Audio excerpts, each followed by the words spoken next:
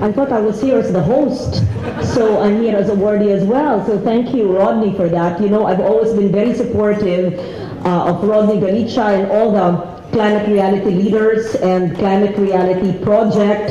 As you know, it's been a little more than a year since we hosted the venerable former Vice President Al Gore in the Philippines in March. Yes, let's clap for AG. Yes. We welcome Matt Baum. She represents Climate Reality in Washington. Welcome to the Senate. And Senator Sonny Alvarez was really, I'm just second in the Senate. When I was still a child, he was already a senator, and he already espoused climate change. So in behalf of the Philippine Senate, I welcome all of you to the first Climate Reality Project Awards. When Rodney mentioned this to me, and he mentioned that I was going to be an awardee, and he was asking schedules, and I said, why not have it in the Senate so that we could bring everybody together. And so for as long as I'm here, I would like to ask Rodney, I'm sure this will continue, so let me host it every year if you're going to have this leadership award.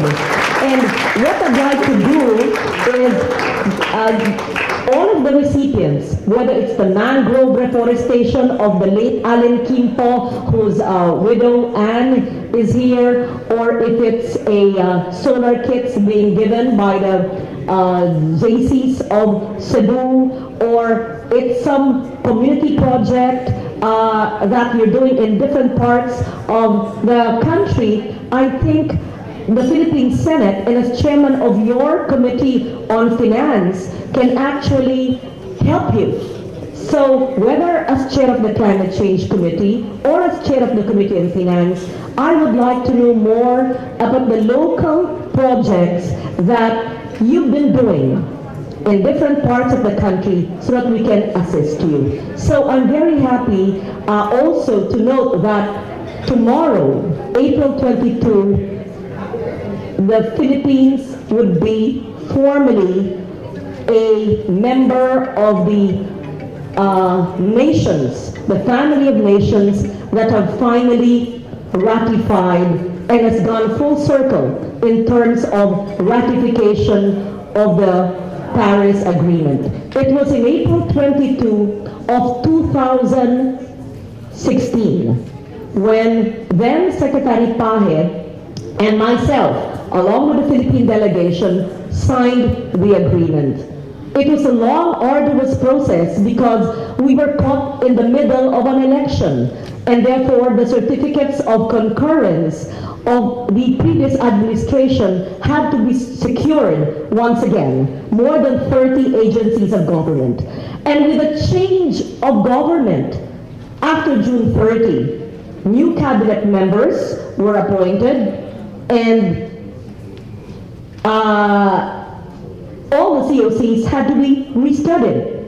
So as a senator who created the Climate Change Act and all other environmental laws, including the PSF, it was really a difficult challenge or battle for me to convince more than 30 to give the agreement.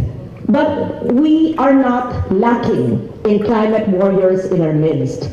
And apart from the national government and the important policies that we enact and the laws that must be implemented, it was mentioned, but if I may, the Clean Air Act of 1999, the Ecological Solid Waste Management Law of 2001, the Clean Water Act of 2003, the Environmental Education Awareness Act, the 2008 Renewable Energy Law, the 2009 Climate Change Act, and then eventually the People's Survival Fund.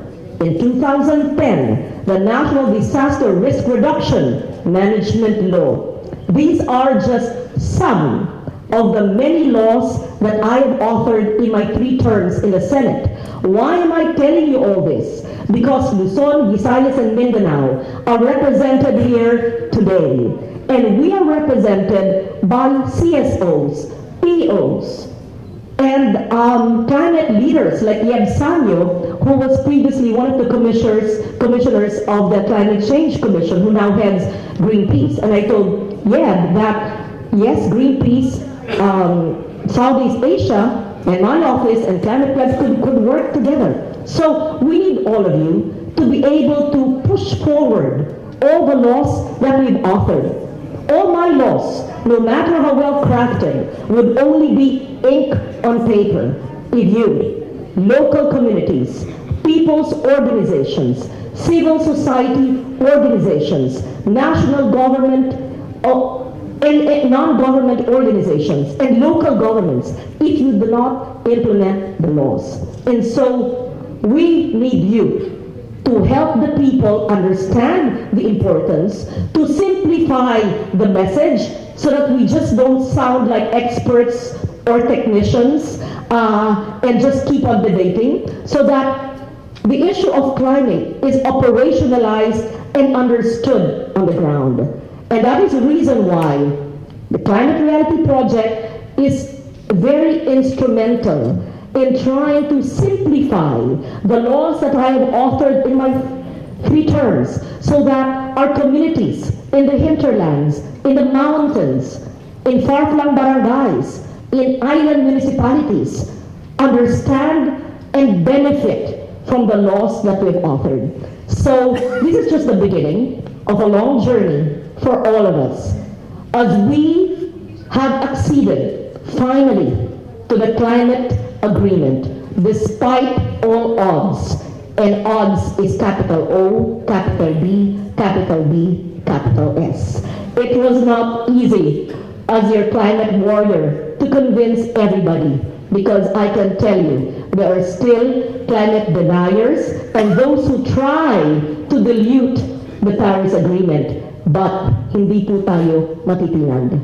Patuloy natin ipapaglaban ang ating pag-uusad ng ating pagprotekta sa ating mga mahihirap na kababayan na siyang unang naaapektuhan ng pagbabago ng klima.